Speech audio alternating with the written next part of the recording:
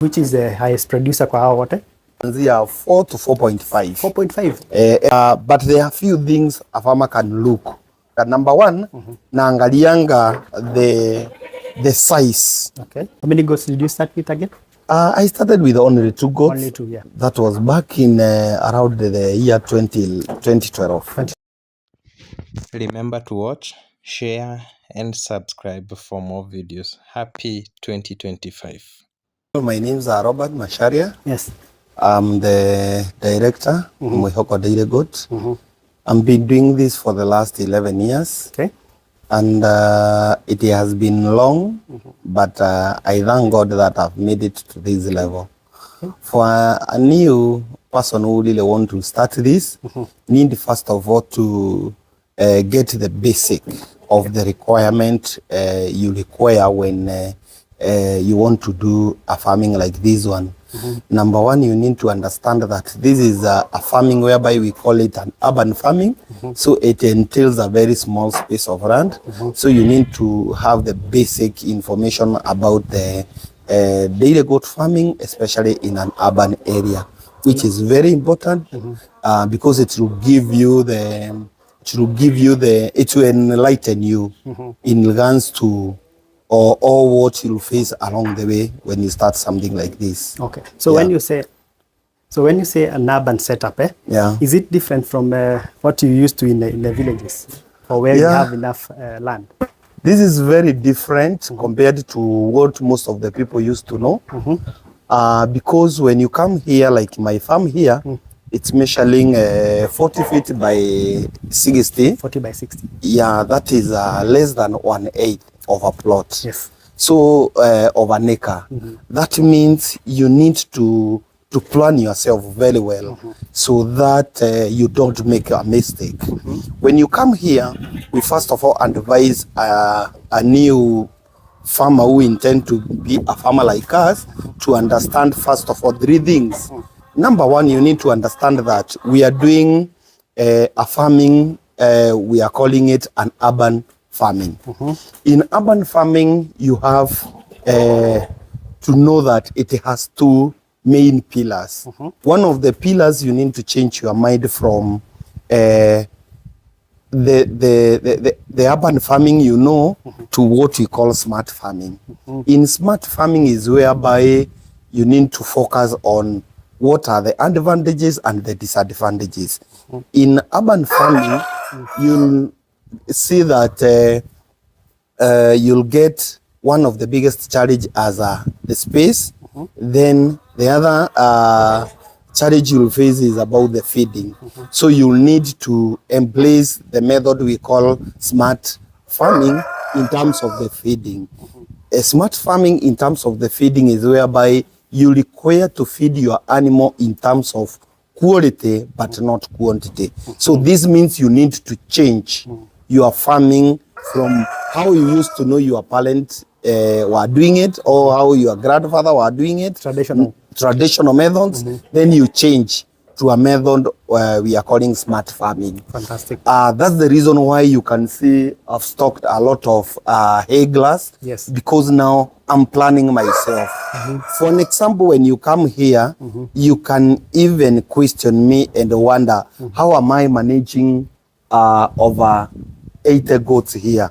I'm managing them because I'm doing the smart farming. Okay. The other thing you need to understand in smart farming is whereby you need to accept that you are near to the market. That is one of the biggest advantage. Like me now, when I'm here, it is an added advantage of farming like this because I'm so close to the market. Yes. Currently here we are doing over 70 liters and actually it's running out of stock every day Yes. because of the location of my market. Market is just next door. Market is just the next door. So those are the challenges, the advantage and the disadvantage. Yes. Then you need to change your mind now. You see, we have started from urban farming, Yes. smart farming. Then also you need to bring into your mind that you need to do what you are calling agribusiness. Yes. In agribusiness is whereby now you need to understand yourself as a farmer. You are a farmer, but you are doing a business. Yes. So this is a business like any other. Yes. So when I'm a farmer today, I should not feel like discriminated when other people are doing hardware shops and butcheries. Yes. I'm also doing a business here. Yes, yes. So I have invested a lot here. So a new farmer needs to know that he needs to invest in his business. Yes. Because this is a business like any other. When we come to that, also we focus on a farmer himself. You need also to accept that when you become a farmer, you are also as equal to other tasks. Just like the way a teacher, a doctor, all of them you can mention them, an engineer. So when even people come to visit you, you really need to put it into yourself that this is your work. Just like the way you go to doctor and you pay for consultation fee. Yes. Because you are doing your farming in a business way, you need also to put some fees so that when people come to your farm, they can see the worthy of what you are doing through the payments they can make. Okay, so you Those accept are the farm visits in your farm, eh? Yes, I normally accept the farm visits in my farm because also that's the only way I can use to nurture the new people who are intending to start like what I'm doing. Ah, okay. Yeah. And it's also an extra stream of income. That's why we have called it an agribusiness, you know. Agribusiness, yes. So, when you hear about the agribusiness, is whereby there is an income. That means at the end of the day, there's something you'll take to your home. There's something you can take to your house. Yeah. This particular farm, to be sincere, it was a journey. It was a journey which has taken me 11 years up to date. yes. And whereby, to me, when I was starting it, I could not see it as this big. Because when I started it, I just only needed milk for my family. So thereafter, I started getting some few customers who are like inquiring whether they can get a cup of milk, a glass of milk, a cup of milk every day, a half liter, then a liter. Then later I saw an opportunity which was not untapped. So that's why I went further and now increased my animals. Little did I know it will come to be this big. So when I'm advising a new person to do this, first of all is about even the passion. The passion. The passion I had when I was starting it, it is the one which has made me to grow to this far. It has driven you to this. Yeah, it has driven me to this far. How many goats did you start with again? I started with only 2 goats. Only 2, yeah. That was back in around the year 2012. 2012. Yeah. Now you're at about 82. Around 82 there. 82, yes. Bearing in your mind, I've sold a lot of goats. You've sold so many of them. Yes. Okay. Along the way. So Macharia, walk us through your setup. Karibu sana. I want you to see what I've done. When you come here, I have my first lot. This is the one which is lactating. Amka. These are the one lactating animals. Ni wale mbuzi wanakamuliwa. Yes. Nime group mbuzi wangu kulingana na age groups na pia the lactations. Okay. Yeah, ukiangalia kama hawa wote ni wale wanakamuliwa na ni wale wamezaa zaidi ya mara 2. Zaidi ya mara 2. Okay. Then ukikuja hapa next utapata kuna wengine hawa ni wale pia wamezaa more than 3 times na bado they are pregnant. Okay. Hawa So they are this still, group is pregnant. This group is pregnant but still being milked. Okay. So hawa huwezi changanya na wale. Okay. Wale wanaweza sumbua hawa sana kwa sababu hawa hawataki stress. Kwa sasa wanaelekea kwenda dry, ile tunaitanga dry period. Dry period ni wakati mbuzi yako na mimba lakini sasa hakamuliwi. Okay. So hawa hawajafika hapo. Hawajafika hapo. Because wamezaa walikuwa na maziwa mingi. So you have to drive them until they go to the dry session. Okay. Ukikuja hapa mbele pia utapata kuna hawa. Hawa ni wale recently wame give birth. So hawa ni part of wale very high producers. High producers. Yes, as we are talking right now. Okay. Hawa ni wale sasa wako kwa peak kwa sababu Hawa watatu ni sita wote mpaka huku mbele. Hapa mbele. So does that do something in terms of feeding? Inamaanisha pia wanapewa? Hapana, kukula wote wanakula the same unless when it comes to the supplement. Okay. Ile tunaita dairy meal. Dairy meal. Supplement sasa hawa ni wale uwezi watolea dairy meal. Okay. Lakini ukienda kama kwa ile group nyingine tumetoka, utapata sasa hiyo tume withdraw dairy meal. Okay. Supplement. Ndio waweze kukata maziwa kwa sababu we want them to dry. Okay. So you cannot continue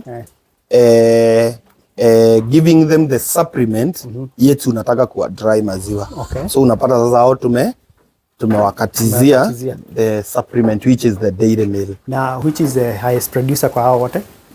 Highest producers siwezi kuambia ni mgani kwa sababu hao mbuzi wote ni kama wako ligi moja. Hao wako ligi moja wote wanatoa kuanzia 4 to 4.5. 4.5 every day. Hao ni mbuzi ukikamua asubuhi unakamua lita 2 na nusu. Yes. Jioni unakamua lita 2. Wow. Yes, but I have the highest also on the other side nitakuonyesha. Okay. Niko na group nyingine. Yes. Sasa ile tunaitanga imestabilize. Iko pande ile nyingine utaiona. Okay. Then when you come to this side, these are the kids. Sasa hawa ndio watoto wa hawa. Si nimekwambia hawa ndio recent kuzaa. Yes.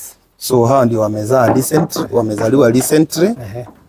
So they are still there. You can see them. Sasa hawa nao ni wazire. Sasa mbuzi zingine tutaona pande ile. Okay. Wenye sasa nakwambia wamesha stabilize after kuzaa. Sasa hawa ni wale waja stabilize. Sasa watoto wao ni wale wadogo. Wale wame stabilize watoto wao si unaona sasa ni wakubwa kidogo. Sasa ndio hawa.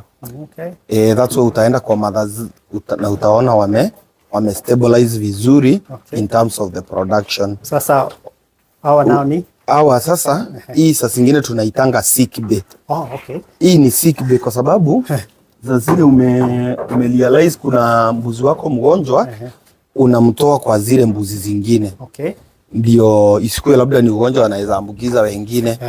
Ama unapata za zingine mbuzi yako iko na joto inahitaji dume.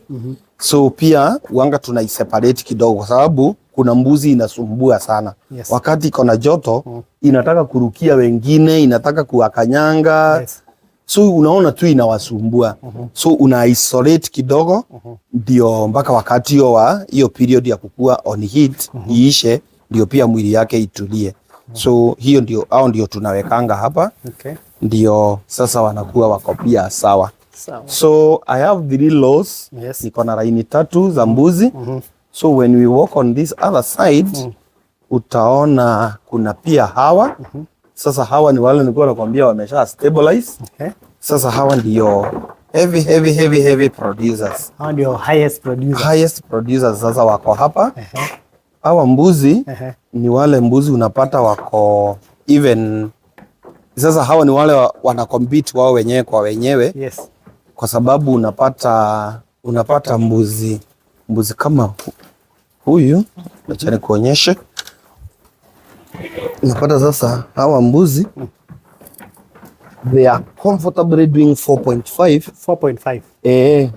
Na ukikuja kupata mbuzi kama huyu ako on the 4th lactation and is comfortably doing 4.8. Wow. Every day. So these are higher producers. That's very high. Yeah, sasa hawa ni wale sasa huwezi taka mchezo na wao. Sasa hao ndio wametuweka kazi sana hapa. Okay. Yeah, they are doing very well.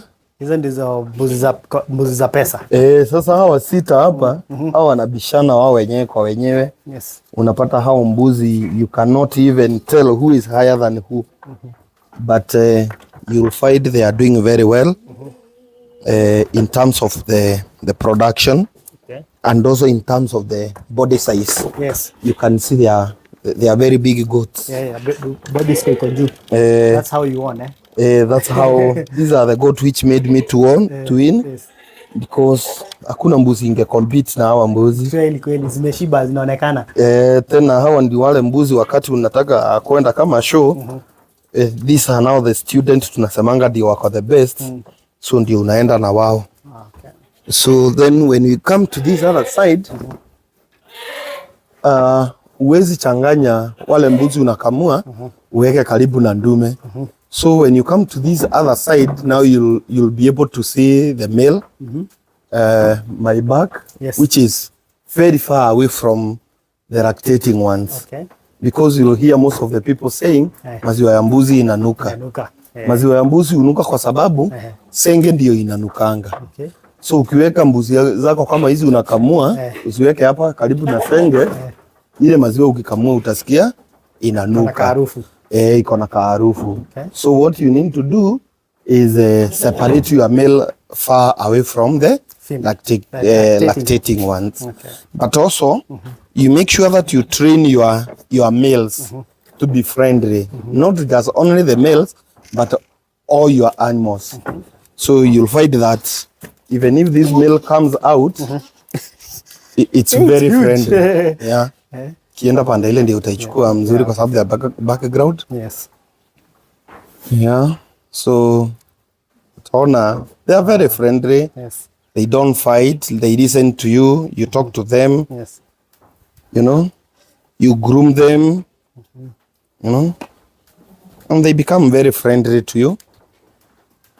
They cannot even naona anarudi tu nyumba. Because ametoka nje, ameona hakuna kazi yake ya nje, so anarudi mahali amezoea. So that's about the training ya your animals. So that even when you walk with them, like in the showground when they go, that's why watu wanashanganga mbuzi wetu mbona tunaongelesha na wanasikia. So animals are animals, but they learn also. Yes. You can teach them, then they can be able to understand what you are saying. Okay. When you come here, these are also the pregnant ones. Sasa ni wale wameenda dry. Okay. Wameenda dry. Sasa ni wale wakamuliwi. Hii column yote ni ya wale wako dry. Hao wako dry sasa. They are waiting kuzaa. Sasa ndio wakizaa wale wengine nao watakuwa wanaingia dry. Okay. Then when you come here, alternate hivyo ensure that your production is well maintained. Okay. Then when you come this other side, you'll find I have other 2 bags here because of controlling in breeding. So hawa ndume nimewaleta kwa sababu ya control in breeding. Okay. Also that means ile ndume kubwa iko na watoto wengi sana. So hao watoto wake una make sure that uabei baba yake. Okay. So this is now the work of these 2 bags. Okay. Yeah. We have now the German Alpine and the French Alpine bag. Okay. These are the bags we are using from the young females we have. Okay. Then when you come to this other side, unaona hawa sasa ni wale wasichana. Yes. They are waiting to be served. Okay. Hao wasichana ni wale sasa tumekuwa tukilea mpaka wafike kiwango ya kupewa ndume. Okay. Hao wasichana tumewalea sasa kutoka wale watoto uliona wadogo to this level. This level, okay. Yes. Most of the people they don't understand that mbuzi inavaa kupewa ndume ikiwa na umri gani. Hapa kwetu tunajua ama tumefanya utafiti inaonyesha ya kwamba mbuzi unavaa kumpea ndume akiwa na umri wa not less than mwaka mmoja. Not less than 1 year. Yes. Huyo msichana ama that doe utaona imeattain a good height and a good weight. That means ikizaa even itazaa very comfortably bila complications. That's why unaona hawa tumewafungia hapa mpaka wajire wafike mwaka mmoja. Okay.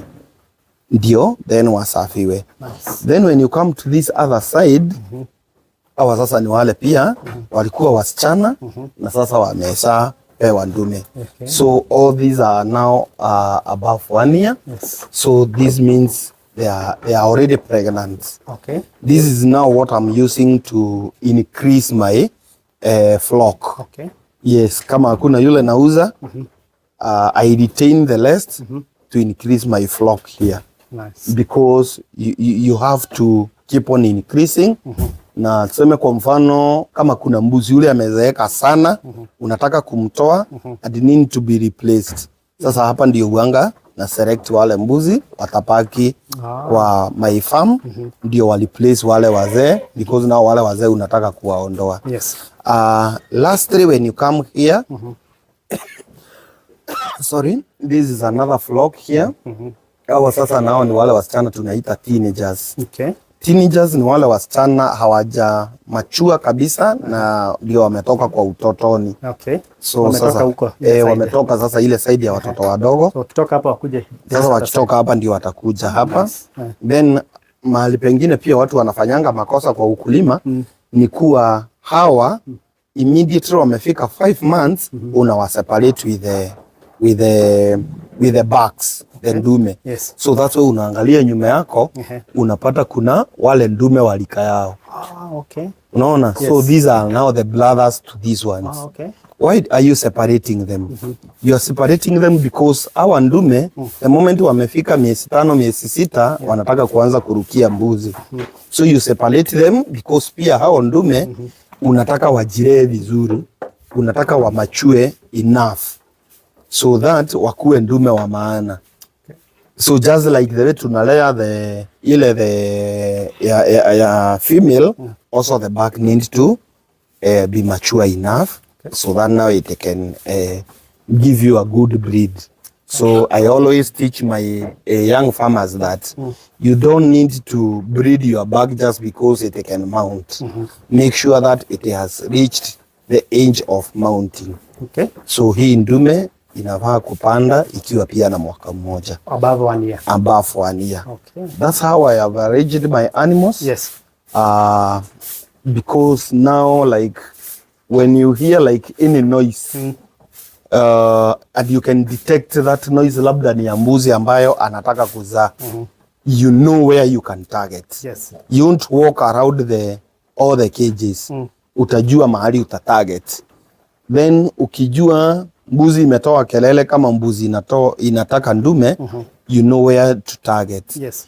Then again kama ni milk, when you are milking, you are not going to all the cages. Yes. When the time for milking comes, you know where to go. Okay. Like ukiingia kwa ile cage zenye zinakamuliwa, you can milk and come out with your milk once.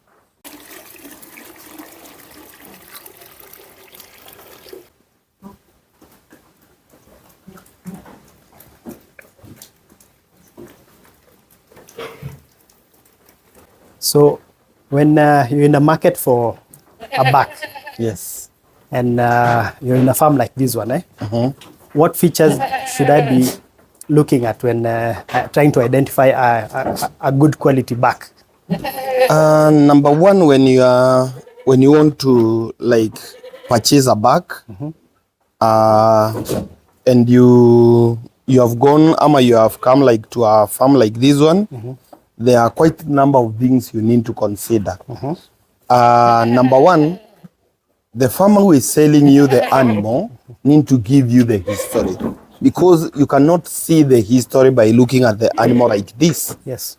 Kama sasa kwa mfano mbuzi kama huyu, huwezi jua historia yake unless upewe. Ndio ujue baba alikuwa nani, mama alikuwa nani. Yes. Ndio ujue generation yake. Na ndio itakupatia hata genetics. But there are few things a farmer can look.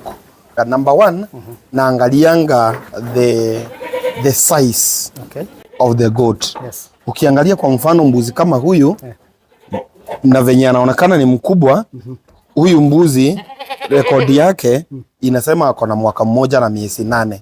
Kwa hivyo hajafika miaka 2. Yes. So ukiangalia umri wa mwaka mmoja na miezi 8 na size yake ya mwili, that tells you already it's a very good goat.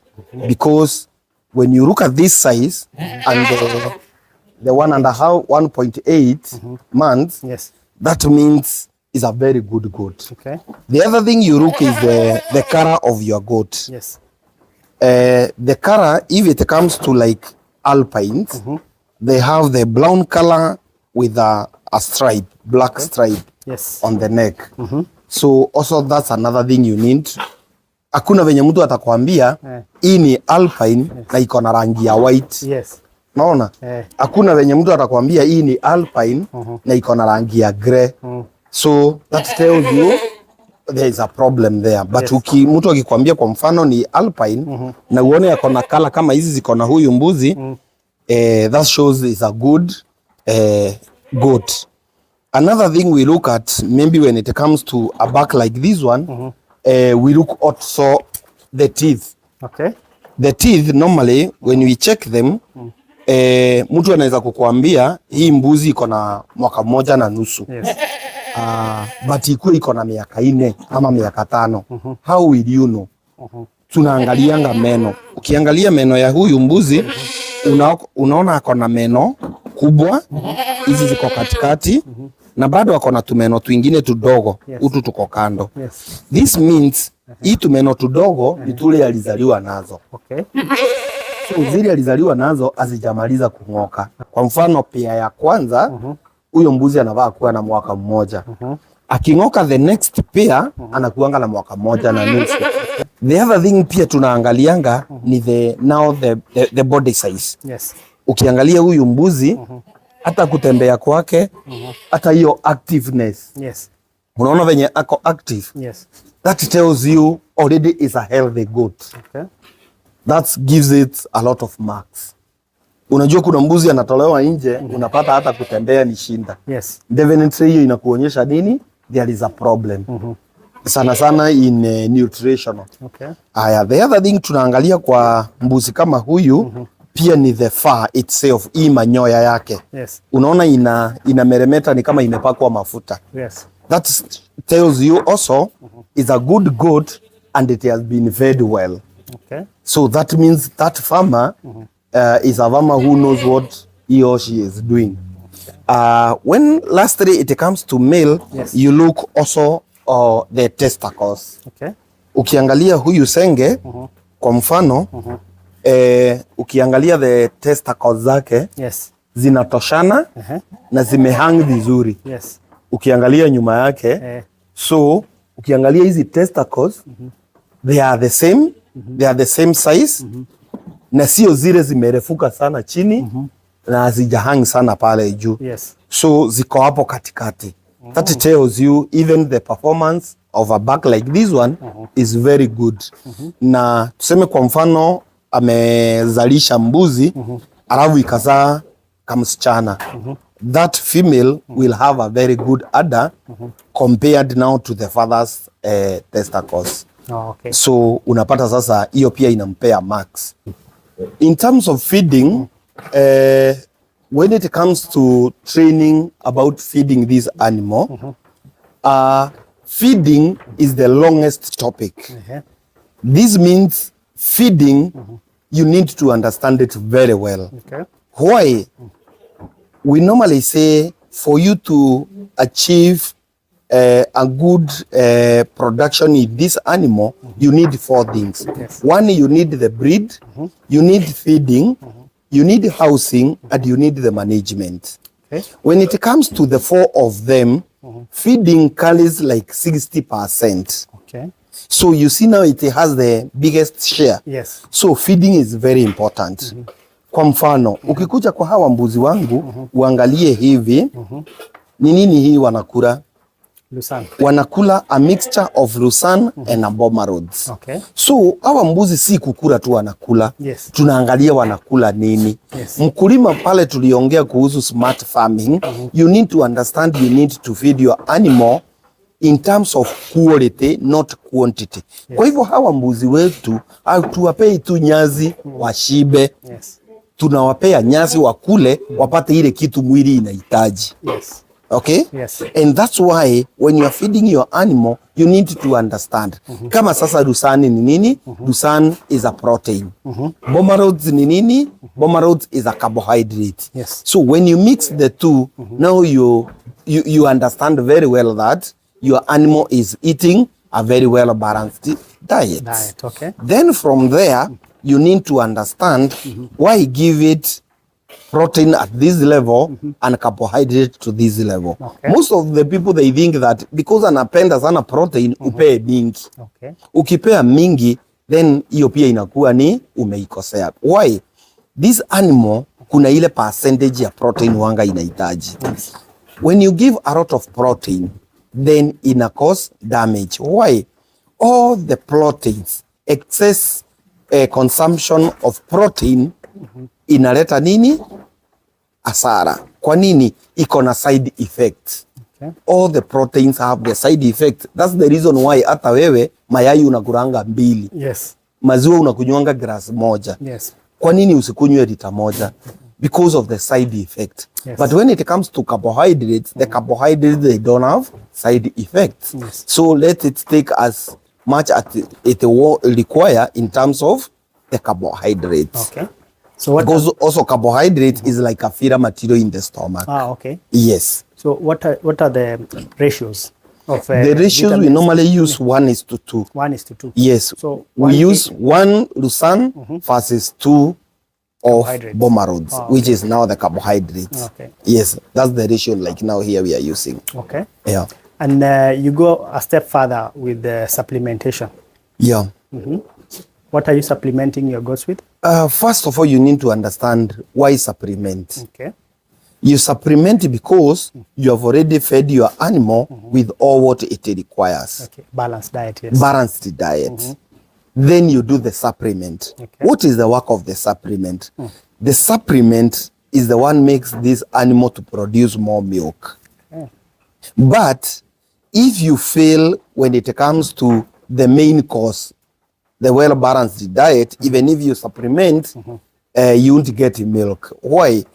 Kwa sababu wakati ujapea huyu mbuzi majani kwanza ashibe vizuri ile iko well balanced. Hata ukimpea supplement, supplement itaenda kufill that kabak, kagabu kaliacho. Yes.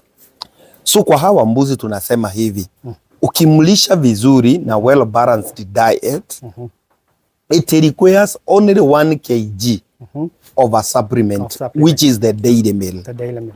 Then utapata huyo mbuzi anakutolea maziwa vizuri. So mimi mbuzi wangu hapa wanakula a mixture of Bomarods and Lucerne at a ratio of 1:2. Then we supplement them with dairy meal at 1 kg per goat.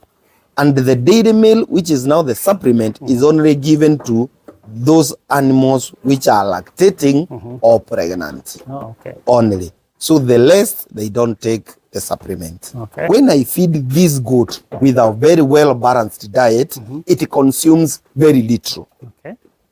Then if it consumes very little, then it will give me a very higher production. Okay. So that means huyu mbuzi kama mimi hapa nimembudgetia only 100 shillings every day. Oh, okay. Out of hii chakula unaona anakula ikionekana ikiwa expensive hivyo. Yes. Lakini naye the output yake inakuwa mzuri sana. Then that's how I get my profit. So now because you have a flock of over 80, right? Yes. How then do you every goat you have allocated about 100 shillings a day? Yes. How then do you balance between the producing and the other ones, so that you don't end up having passengers in your flock? Because this is a business, yes, you also need to do your quick calculations. How much are they consuming? All of them. I do like this. I assume, or I take the number of the food that they eat every day, all of them. Yes. So like all these goats, they eat only 6 bales of Lucerne. Hay. Made be Lucerne, made the Bomarods. So what I do is, now I know what is the cost of the 6 bales. Then I divide it to all my animals. Ah, okay. May it be the male, may it be to the females which are not lactating, may it be the ones which are lactating. Yes. Then I get an average cost of learning every goat here. Then I learn that against what I'm getting on a daily basis in terms of the milk. Okay. So you'll find that if I'm doing like 72 liters, they are eating like half of that amount. Okay. Without now counting, inakuliwa na wale wanakamuliwa peke yake. Oh, yes. Because pia huyu anakamuliwa, kuna siku hata kuwa anakamuliwa. Yes. Na yeye atakuwa anasimamiwa cost yake na nani? Na yule mwingine. Yes. So that's what I do. You mentioned that you're running it in an approach that is in like a hardware or a normal business, right? Yes. So you have a farm manager, you have a farm hand. Yes. So you as a proprietor and a director, Yes. what exactly is your role in this farm, in the normal day-to-day operation of the farm? My role is we have separated the roles because when it comes to like my farm hand, he knows his role is to take care of all these animals, day-to-day learnings in terms of now manually. Yes. When it comes to my manager, he knows that the role is to make sure that all the operations are in order. Yes. And also the receiving the orders Yes. and the distribution of the milk and also receiving the guests Yes. who normally come here every day. Yes. My role here as a director is to oversee now all the operations versus the manual work is done as per the level I want. Okay. And also my main role is also to make sure that I get more information in regards to the new technologies which are coming up. Okay. So that now, if my farm hand and my farm manager need to go for a training, Yes. I should be now the one to direct them. This is where we need to improve. This is where we need to go and get some more information. This is where also we need to do the research and other works which require maybe movement. Okay. When it also comes to like now changing the bags, Yes. I'm the one who now source where to get these bags from. Okay. Because now you cannot let your manager do that. Yes. Because she cannot maybe travel outside the country. Yes. So that's also my role. Okay. At the end of the day is also to manage the accounts. Yes. What need to be bought, it has to come from me. Yes. My manager has to report to me every day that we require this, we require this. Okay. Then I need to authorize that Okay. because of the misuse. Okay. Yes. So now, being a director, Yeah. do you get now a monthly salary like the rest of the team, or do you get dividends at the end of the year? How do you run such a? No, when it comes to finances, we lead a separate it in a way that since we don't have the finance department, my manager does that. Okay. So all the costings we incur here, we normally need to record it. Yes. May it be salaries, may it be whatever we are buying. But when it comes to my side, now it's about what is left Oh, okay. after all the operations and all the costings. But also when that one comes, then I need to separate a certain amount, which now need to be kept aside because of learning this Yes. project. Yes. For an example, I want to expand this farm. Where will that finances come from? Oh, yes. So that's why you need, okay, I decided to do like a SACCO way. Okay. There is a money which goes to SACCO Okay. every month. Yes. That is not my money. That is not salary, but that's money for this farm. Okay. Because this farm requires a car. Wow. Where are we going to get that funding from? Yes. That is now the money we know I normally use. So you eat last. Yes, After I eat everything else the is last. taken care of, Yes. you get the. Yeah. That's interesting. Yes. You're the vision carrier, so Yes. you carry the heaviest burden. Yes. Man. Yeah. Okay. So you also do validation. That one is what I actually picked when I first saw you. Yeah. And it's very interesting. You're making soap out of daily goat milk. Yes. Yeah, that's interesting. Yeah. Yeah. So how did you come to that point? I did that because of several things. When I started my farming and I did the fresh milk way, it came and opened other doors. Yes. And one of the doors is that I realized most of my milk partakers, they are like getting bored Yes. by the milk. Why? Like 70% of my customers, they are under medication. Yes. And since these people are under medication, like 50% of them, they are young kids, Yes. watoto wandogo. So unapata wanaboeka sana na ile maziwa. So nikaanza kufikiria, what else can I do? Yes. for them to take this milk. Ndio nikaingia kwanza kwa yogurt. Okay. So kwa yogurt nika realize hawa watoto wanafurahishwa sana na yogurt kuliko fresh milk. Yes. So hapa ndio pia nikakuja nikaona this is just like the way mtu unasikianga akisema sikuli waru, yes, lakini nakula chips. Kwani chips si waru? Ni waru. Ni waru. So this means what? Kwani yogurt si maziwa? Bado ni maziwa. Yes. It's only that imetaniwa tu kidogo ikaonekana na jia ingine. Yes. So na unapata sasa ule mtoto instead ya kukunywa the fresh milk, yes, anakunywa ikiwa yogurt. Yes. Bado si amekunywa maziwa ya mbuzi. Yes, then tukiwa hapo tukarealize kuna hao watu wako na what we are calling the skin disorder. Okay. In skin disorder is whereby you'll find that there is a quite number of people who have the problem with their skins. So I started looking at how can I help them. I did my research and saw that you can make soap and body cream using the goat milk. When you are using the goat milk, there is no other chemical you require.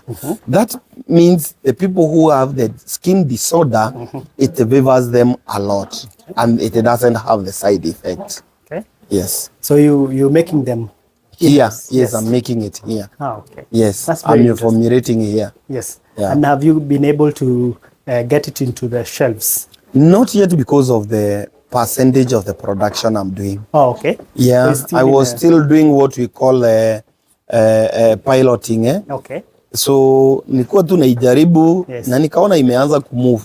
But now because of the space also here, I need allow kupata the light authorities, yes, documentations for me to do in terms of bulky. Okay. So that's why I have decided also to start another farm, yes, whereby I'll have now a bigger space, yes, which can allow me to set up now a different maybe warehouse, whereby now I can say that's now the value additional center. Okay. Yes, using my products. Okay. Yeah. So in the bigger farm, you'll be able to produce your own fodder. I will be able to use. I'm looking at it.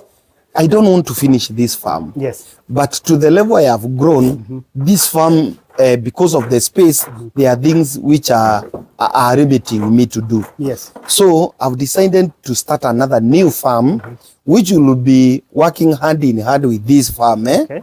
in terms of like now getting the fodder. Yes. That farm is a little bit bigger because it's 7 acres. Okay. So from the 7 acres, I can be able to grow enough fodder whereby I can bring it here and reduce my Cost of production. cost of production. Yes. Also on the other side, I can be able to do even if it's a warehouse. Yes. I might also think of doing the packaging of the milk. Yes. Like now here, I don't have a space where I can bring a chiller machine or a pasteurizing machine. Yes. It requires a special housing and special area for them. But now there I can be able to do that. Yes. That's my vision in another maybe 2 years to That's come. what we call cottage industries. Yes. That's awesome. And I wish you all the best. Thank you. In that venture. And I hope you at one point invite us and come experience your bigger farm. Yes, I will I understand the importance of this farm when it comes to even access to the market. You're Yes. in a very, very prime area. Yes. At the just concluded Nairobi International Trade Fair, Yeah. you emerged the winner. Yes. You know what that means in terms of, that's a national event. Yes. So you're the best of the best in the country. Yes. So as the best of the best, what are some of the common mistakes that you've seen other farmers do that sometimes lead to failure in the venture? One of the mistakes I've seen, most of the farmers, they are just like the way me and you when we were in school. Yes. We fear being challenged. When I normally go to a trade fair like Nairobi ASK, my intention is to go and measure myself, how far I am and how far I have gone, Yes. compared to other farmers. Yes. When I go there and I matched the winner, even me, I was shocked because I didn't thought that this how big my project is and this how good I'm doing it. So I felt good and I felt encouraged. Wow. And this also made me to feel motivated because that's why even people like you, you are looking for me. Yes. If I didn't go there, you could have not seen me.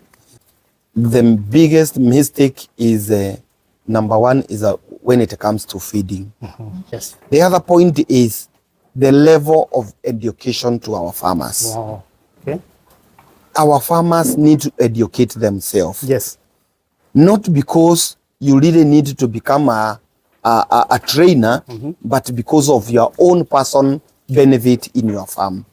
To my analysis, most of the farmers are very down in terms of information. Yes. A farmer who cannot pay to go and learn, to go and educate yourself, to me, that's not a farmer. Today's farming is done by people who are really educated and who really need to improve in terms of the new technologies. Wow. Yes. Interesting. Yeah. So I must mention something very, very interesting about your housing. Yeah. Yeah. You know, in most instances as farmers, we are forced to sacrifice yes. form. Yeah. Because of functionality. Yeah. You have gone for both. Yeah. It is both beautiful and equally as functional. Yes. And that is something I must point out. Yeah. Yes. When you come like now here, the way you can see my structure, I first of all focused on this project is like an industry which is producing the food stuff. Yes. In every industry which is producing food stuff needs a lot of cleanliness. Yes. So when I'm doing my structure, I focused on one, the cleanliness of the product which will come out here. Yes. And that product will not be clean if my animals are not clean. Yes. So the kind of the structure I've done here is to make sure that first my animals are clean. Yes. When they are clean, they get a lot of comfort. Yes. That's why you can see most of them, they eat very comfortably, yes. and then they sleep very comfortably. This means what? They are very comfortable. Yeah. Then when it comes to this structure, depending on your location, like now here, there was a challenge of the space. Yes. The space is the one made me to now design the way you can see it. Goats are down, the storage is upstairs. This also gives me a good reason why I did it like this, because if I didn't construct it like this, show me where I can construct my storage. Yeah. There is no space. Yes. So there was a lot I did in terms of the research on my own, and that's why this one I didn't learn it from anywhere. This is my own findings. Yes. And that's why I feel so good when people like you and you come here, then you tell me that I've done a good job. You sat down and designed it. It looks like something. I'm not an engineer, but I designed it. Yeah. Yes. You can tell. Yeah. Okay, Mr. Masharia. Thank you so much. Yeah, I'm hoping we'll be able to interact more. Yeah. And maybe even visit the other farm, bigger farm in the future.